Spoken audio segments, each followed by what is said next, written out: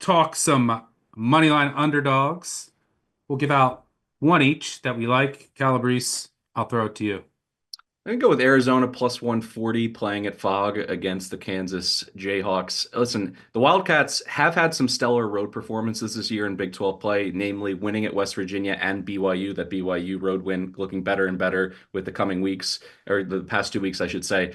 And I still don't trust this Kansas team. I mean, they've lost 4 of 6. They dropped 3 games on their home floor already. And just to give that perspective, from 2010 through 2024, they lost 13 home games total. So, essentially, it was difficult to beat them twice in a year on their home floor. Usually they went undefeated or maybe dropped one to another top team. To already have lost 3 games on their home floor, it just shows that the fear factor of Fog has been diminished considerably. You see the press conferences, you see Self is trying to hold this team together with scotch tape emotionally. And the last point here, Zona has overcome poor shooting nights from Caleb Love. We've talked about him shooting them out of games really since he's shown up in the desert, but they've been able to overcome that. 1 for 7 from 3-point range against Baylor. They still win that one on the road by 7. 1 for 6 from downtown against Texas Tech. They win that easily at home against the Red Raiders. So it's no longer all or nothing with him. I think Arizona, having tweaked their lineup and what they've done in their front court, gives them a bit more stability. So at plus 140, I think this is a nice one to add on to our parlay. Greg, where are you going?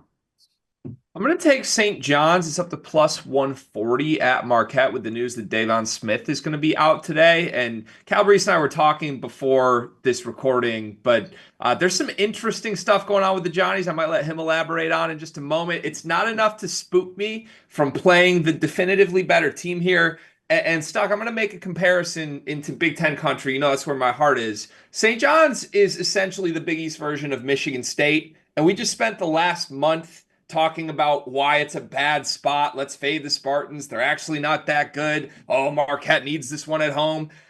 No, they're the best team in the league, and they've been running through all the good teams all season long. If you're going to give me plus money, I'll gladly take it. Kadari Richmond is one of the only guards in the country, I think, that's big, strong enough, and tough enough to frustrate Cam Jones. But when you look back at the first matchup between these two teams, St. John's shot even worse than their season-long marks. I mean, we know this is not a good shooting team, but 18% from three in the first meeting, 54% from the free throw line. They missed 14 free throws, and they won the game by 6 still.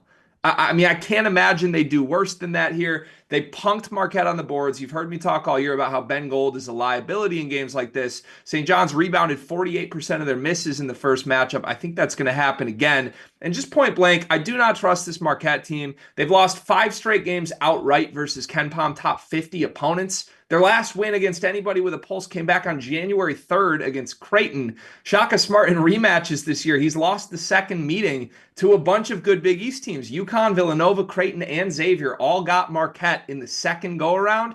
That's because Marquette has no adjustments to make. This team is too thin. They don't have the depth. It's Cam Jones or bust with no answers in the front court. And Rick Pitino and St. John's have too many ways that they can go win a basketball game against a team that limited. I think I'm the hater of the year on the show this week. I'm against you here, Greg, but I just don't think that St. John's really cares about this game. And why do I mention that? Like, yeah, they're gonna go out on the court and the way that they play, they care. I'm talking about Pitino. Like, we already know that this team doesn't have much depth. They've already clinched the Big East. They have the Big East tournament coming up. There's other injuries. I don't think he's going to play his ideal lineup in rotation for the full game. We've already seen him. You go back to that Butler game.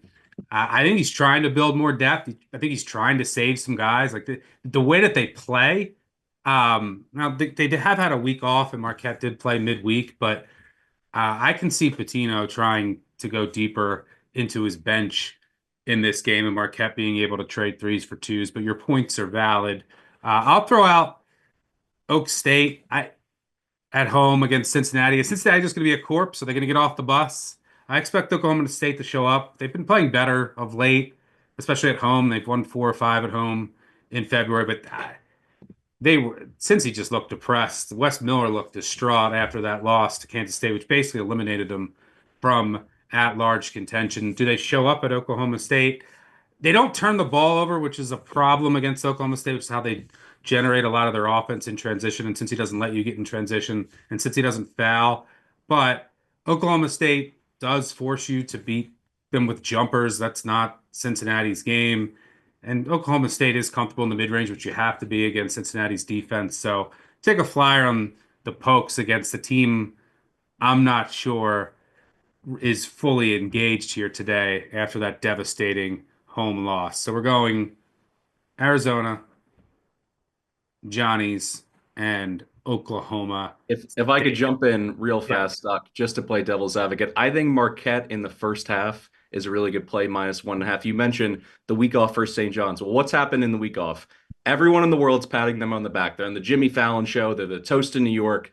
And then you also tack on the fact that Sidiku Ibn Ayo is a practicing Muslim. It's Ramadan. He's been fasting. Four of his teammates also started fasting with him out of solidarity, which seems really nice. Rick Pitino hated it because all of a sudden they can't practice because no one's eating or allowed to drink water. They had to cut a practice short. He's furious.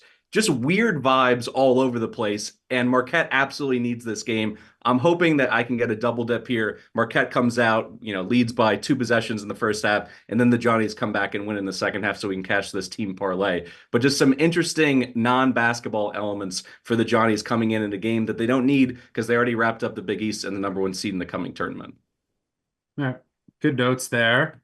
Always important to pay attention to what's going on off the court.